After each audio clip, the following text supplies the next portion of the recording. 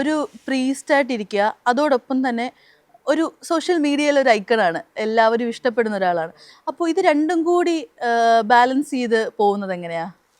നമുക്ക് ഈ ഒരു പൗരോഹിത്യ ജീവിതത്തിൽ ഈ സോഷ്യൽ മീഡിയ ഇൻവോൾവ്മെൻറ്റുകൾ തടസ്സമല്ല. നമുക്ക് നമ്മളെ ഏൽപ്പിച്ചിരിക്കുന്ന ദൗത്യങ്ങൾ ചെയ്യാനും ഏറ്റവും മിനിസ്റ്റർ ചെയ്യാനും ഒക്കെയുള്ള അവസരം എല്ലായിടത്തും ഉണ്ട്. നമ്മൾ കൃത്യമായിട്ട് ചെയ്തു പോകുന്നുണ്ട്.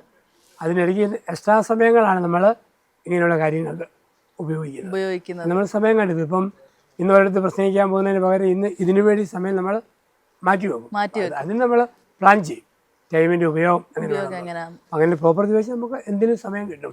പലപ്പോഴും നമ്മൾ ഒത്തിരി സമയം നമ്മൾ അലസമായിട്ട് കളയുമ്പോഴാണ് പല കാര്യവും നടക്കാതെ പോകുന്നത്.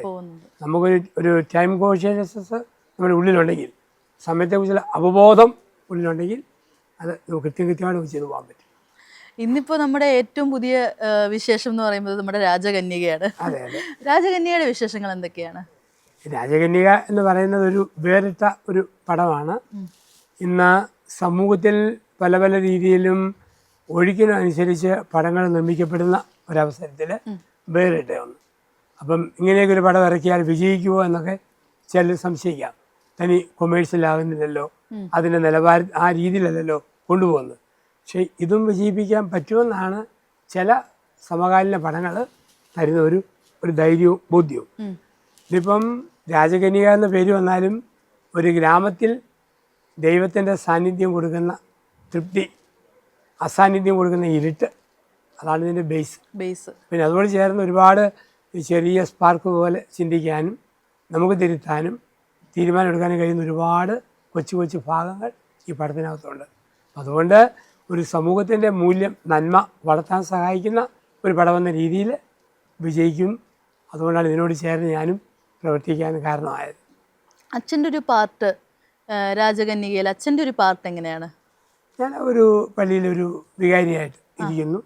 അപ്പം സിനിമയുടെ എൻഡിൽ ആ കഥയുടെ അവസാനം ചില ചോദ്യങ്ങൾക്ക് മറുപടി പറഞ്ഞ് നമുക്ക് തീർക്കും. അതെ, ഒരു ഫാദറായിട്ട് തന്നെ, ഫാദർ ജോസഫ് പുത്തൻപുരയ്ക്കലായിട്ട് തന്നെയാണോ?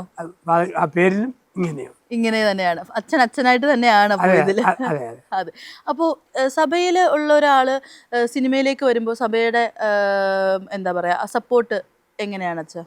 നമ്മളെ ചുമ്മാ ഒരു കച്ചവട സിനിമയിൽ പണം മേടിച്ച് അഭിനയിച്ച് ഒരു സ്റ്റാറാകുന്ന രീതി സഭയിൽ പ്രോത്സാഹിപ്പിക്കാറില്ല.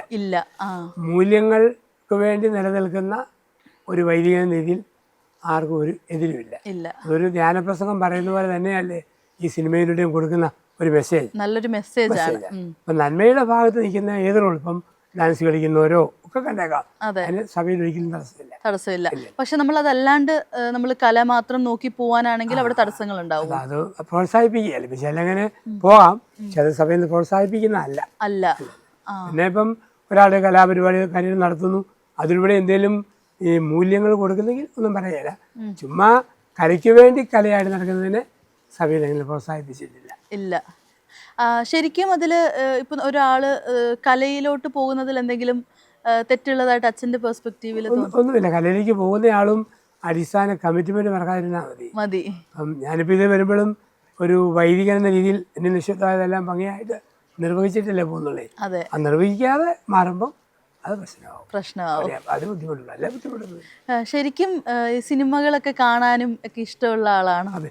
ഇഷ്ടമാണ്. എത്തരത്തിലുള്ള സിനിമകളാണ് കൂടുതലും ഇഷ്ടം? നല്ല കഥയും കഥയ്ക്കകത്ത് ചിരി ഒരുമിച്ച് വേണം. ചിരി തന്നെ ആയാലും അങ്ങ് അത് പോകും, കഥ തന്നെ ആയാലും മടുക്കും. രണ്ടും കൂടെ കമ്പൈൻ ചെയ്യുന്ന പടങ്ങളാണ് ഇഷ്ടം. അച്ഛന്മാര് തിയേറ്ററിൽ പോയിട്ടൊക്കെ സിനിമ കാണാറുണ്ട്? എല്ലാവരും തന്നെ പോകാറുണ്ട്. ഇഷ്ടമുള്ളവർക്കും അതിനൊന്നും നിബന്ധനകളൊന്നുമില്ല. നമ്മുടെ ഇഷ്ടം പോലെ. അവസാനമായിട്ട് പോയി കണ്ട സിനിമ ഏതായിരിക്കും? അവസാനം പോയി കണ്ടത് തുടരും. മോഹൻലാലിന്റെ തുടരും ഒരുപാട് ഇഷ്ടപ്പെട്ടു. മോഹൻലാലിനെ ഇഷ്ടമാണ്.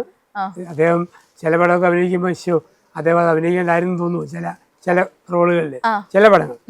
പുതിയ വളരെ ആദരണീയനായ വ്യക്തിയാണ്, അദ്ദേഹത്തിന് പടം ഇഷ്ടമാണ്. നേരിട്ട് എപ്പോഴെങ്കിലും സംസാരിക്കാൻ? പിന്നെ അത് മുന്തിരിവള്ളികൾ തളിർക്കുമ്പോൾ എന്ന പടത്തിന്റെ 100ാം ദിവസം വലിയ ആഘോഷം നടക്കുമ്പോൾ മോഹൻലാലും മീനയും ഉണ്ടായിരുന്നു. അവിടെ വർത്താനം പറഞ്ഞിട്ടുണ്ട്. അപ്പോൾ അച്ഛൻ്റെ അടുത്ത് കുറച്ചു നേരം സംസാരിക്കും, അല്പസമയം. പിന്നെ മോഹൻലാലിൻ്റെ ബിഗ് ബോസ് എന്ന പരിപാടി ഉണ്ട്. Bigg Boss. ആ അതിന് ഞാനായിരുന്നു ഒരു ബിഗ് ബോസിന് ഒരു ഈസ്റ്ററിന് ആശംസ പറഞ്ഞു. അതെ അതിൻ്റെ മറുപടി ആയിട്ടും അദ്ദേഹം മീഡിയയിൽ കൂടെ പറഞ്ഞ മറുപടി ഉണ്ട്. അങ്ങനെ കുറച്ച് നല്ല മെമ്മറീസ് ഉണ്ട്. ഈ ചിരിയച്ഛൻ എന്നുള്ളൊരു പേര് വന്നത് അത് ശരിക്കും പറഞ്ഞാൽ ആദ്യം എപ്പോഴാണ് അച്ഛൻ അത് ശ്രദ്ധിക്കുന്നത്, ഈ ഒരു പേരും ഇതെങ്ങനെയാണ് ആദ്യം വൈറലായത്? അത് ഫ്ലവേഴ്സ് ചാനലില്ലേ സുമി സുരേഷ്, അപ്പം ഞങ്ങൾ ഒരു ഇൻ്റർവ്യൂ ഉണ്ടായിരുന്നു. ആ ഇൻ്റർവ്യൂവിൽ വർത്തമാനം പറഞ്ഞപ്പോൾ ഞാൻ പറഞ്ഞ പല ആൾക്കാർ ചിരിച്ചു. അന്ന് മുതലാണ് ആദ്യത്തെ പേര് അവിടെ നിന്നാണ് വീഴുന്നത്, ചിരിപ്പിക്കുന്ന അച്ഛൻ, ചിരിയച്ഛൻ എന്നുള്ള പേര്. പിന്നെ ആൾക്കാർ നമ്മൾ പറയുമ്പോൾ അങ്ങനെ എന്തെങ്കിലുമൊക്കെ പ്രതീക്ഷിക്കാൻ തുടങ്ങി. പിന്നെ ഞാനും ചേർത്ത് പറയാൻ തുടങ്ങി. അങ്ങനെയാണ് ആ പേരായിട്ട് വരുവാൻ. ഈ നമ്മുടെ സെമിനാരിയിൽ പഠിക്കുന്ന സമയം മുതലേ അച്ഛൻ ഇതുപോലെ ഒരു തമാശ നർമ്മം നിറഞ്ഞ ഒരു മനുഷ്യൻ തന്നെയായിരുന്നു. അത് പെട്ടെന്ന് പിന്നീട് ഒരു ഘട്ടത്തിലാണോ ഈ ഒരു ചിരിയും കളിയൊക്കെ വന്നത്? അത് ഞാൻ കോളേജിൽ പഠിക്കുന്ന കാലം മുതലേ കഥാപ്രസംഗം, മിമിക്രി, അന്ന് മോണായിച്ച് ആ രീതിയിലൊക്കെ ഉണ്ടായിരുന്നു. പിന്നീട് സെമിനാരി പ്രസംഗമൊക്കെ വന്നു കഴിഞ്ഞപ്പോഴും ആ രീതിയിൽ അല്പം പരിധമൊക്കെ ചേർത്ത് പ്രസംഗിക്കുന്ന രീതിയായി. അച്ഛനായി കഴിഞ്ഞ് അതിൻ്റെ കുറച്ചുകൂടി അങ്ങ് പൂർണ്ണതയിലേക്ക് വന്നു. ആരംഭകാലം മുതലേ ഉണ്ട്. എൻ്റെ അമ്മ ഒരുപാട് ഫലിതം പറയുമായിരുന്നു. ആ ഒരു ട്രെൻഡ് എന്നിലേക്ക് എനിക്ക് കിട്ടിയിട്ടുണ്ട്. അമ്മ പറയുന്ന കഥകളൊക്കെ അച്ഛൻ തിരിച്ച് പിന്നീട് റിപ്പീറ്റ് ചെയ്ത് പോയില്ല. അത് നമുക്ക് പറയാം, ഒക്കെ പഴയ നമുക്കൊന്നും പറയാൻ പറ്റില്ല. ചുമ്മാ അമ്മ അങ്ങനെ ഒരു കഥയല്ല, ഒരു പെട്ടെന്നുണ്ടാകുന്ന ഒരു സാഹചര്യത്തിൽ പ്രതികരിക്കുന്ന രീതി, അതിൽ തമാശ ഉണ്ടായിരുന്നു. അപ്പോൾ ആ രീതി ഞാനും പഠിച്ചു. എനിക്ക് തോന്നിയിട്ടുള്ളത് ഈ നർമ്മം കലർത്തി ഇപ്പം നമ്മളൊരു ഉപദേശം കൊടുത്തു കഴിഞ്ഞാൽ അത് ആളുകൾ കൂടുതൽ പെട്ടെന്ന് നന്നായി സ്വീകരിക്കുന്നതായിട്ട് അച്ഛന് തോന്നിയിട്ടുണ്ടോ? ഒന്നാമത് നീണ്ട മണിക്കൂറുകൾ മടുക്കാതെ ഇരിക്കും. രണ്ട് പറയുന്ന ഉള്ളിൽ പതിയും. പിന്നീട് ആ ഫലിതം ഓർക്കുമ്പം അതിനോട് ചേർത്ത് വെച്ച കാര്യം എന്താണെന്ന് ചിന്തിക്കും ആ രീതി. പിന്നെ ഈ ചിരി വലിയവരെയും ചെറിയവരെയും സമന്മാരാകും. ഇപ്പം സിനിമയിൽ ഫലിതം കാണുമ്പോൾ കളക്ടറാണല്ലോ ചിരിക്കാൻ പാടില്ല, പീവണ ചിരിച്ചാലും എല്ലാവരെയും എല്ലാവരെയും തുല്യരാക്കും. എല്ലാവർക്കും ഒരുപോലെ എൻജോയ് ചെയ്യാൻ പറ്റും. അപ്പൊ അങ്ങനെ ചിലപ്പം ഡയറക്റ്റ് പറഞ്ഞു കഴിഞ്ഞാൽ സ്വീകരിക്കാത്തൊരു സാധനം ഈ നർമ്മത്തിലൂടെ പറയുമ്പോഴേക്ക് അങ്ങനെ അച്ഛൻ്റെ ഒരു സ്പീച്ചിൽ ഏറ്റവും സിമ്പിളായിട്ട് അച്ഛൻ പല സബ്ജക്റ്റുകളും പറഞ്ഞു കൊടുത്തിട്ടുണ്ടായിരിക്കുമല്ലോ. ചിലപ്പോൾ ഇത് ഡയറക്റ്റായിട്ട് പറഞ്ഞു കഴിഞ്ഞാൽ ഈ പറയുന്ന പോലെ അത് ആളുകൾ ഡയറക്റ്റ് പറയുന്നതിന് പകരം കുറച്ചുകൂടെ നർമ്മം കലർത്തി അങ്ങനെ അച്ഛൻ ഒരുപാട് പറയുന്നതായിട്ട് കേട്ടിട്ടുണ്ട്. അപ്പോൾ ഇതൊക്കെ എങ്ങനെയാ സ്പോട്ടിൽ തന്നെ ഇങ്ങനെ വരുന്നതാണോ? വളരെ നമ്മളത് വായനയുണ്ട്, എനിക്ക് നല്ല വായനയുണ്ട്. അപ്പം അങ്ങനെ വായിക്കുമ്പം കിട്ടുന്നത് മനസ്സിൽ കിടക്കും. അത് പിന്നീട് ഓരോ സമയത്ത് കൃത്യം അത് നാവിൽ വരും, അതങ്ങനെ ചേർത്ത് പറഞ്ഞു പോകുന്നതാണ്. ഈ നമ്മുടെ സോഷ്യൽ മീഡിയയിൽ വന്ന് നമ്മളിപ്പം ഒരു കാര്യം പറയുന്ന സമയത്ത് ഇപ്പം അച്ഛൻ എല്ലാം ശ്രദ്ധിക്കുന്നുണ്ടായിരിക്കുമല്ലോ. അപ്പം ക്യാപ്ഷനുകളിലൂടെയും അല്ലെങ്കിൽ പകുതി കട്ടുകളിലൂടെയൊക്കെ വളച്ചൊടിക്കുന്നതായിട്ടൊക്കെ പലരുടെയും സ്പീച്ചുകളൊക്കെ കണ്ടിട്ടുണ്ട്. അപ്പോൾ അച്ഛൻ്റെ എന്തെങ്കിലും സ്റ്റേറ്റ്മെൻറ്റ്സ് ഒക്കെ അങ്ങനെ വളച്ചൊടിക്കുന്നു പല പ്രാവശ്യം. പക്ഷെ ഞാനെന്നാലും അതിലൊന്നും എനിക്കൊരു ബുദ്ധിമുട്ടില്ല, ഭയവുമില്ല. കാരണം അത് പറഞ്ഞത് മൊത്തം കേൾക്കുന്നവർക്കറിയാം ഏതാണ് അറ്റവും മുറിയും പറയുന്നത്. അത് കേട്ടു പോട്ടെ, ആഗ്രഹിക്കുന്നതിന് ബാക്കി നോക്കുക എന്നാണ്. അപ്പം കൃത്യോത്തരം അതിനകത്ത് തന്നെ ഉണ്ട്. അല്ലെങ്കിൽ നമ്മൾ അങ്ങനെ ഭയപ്പെട്ട് തുടങ്ങി നമുക്ക് ഒരിക്കലും ഒന്നും പറയാൻ പറ്റില്ല. ഒന്നും പറ്റില്ല. പറയാനുള്ളത് നമ്മൾ പറയണം, ശ്രദ്ധിച്ച് പറയണം. ചിലയിടത്തി പറഞ്ഞാൽ അത് പറഞ്ഞോട്ടെ, അതിൻ്റെ ബാക്കി കേൾക്കേണ്ടവർ കേട്ടിട്ട് തീരുമാനിച്ചോട്ടെ. ആ ധൈര്യം ഉണ്ടെങ്കിലേ നമുക്ക് ഈ സോഷ്യൽ മീഡിയയിലൊക്കെ നമുക്ക് പ്രതികരിക്കാൻ പറ്റത്തുള്ളൂ.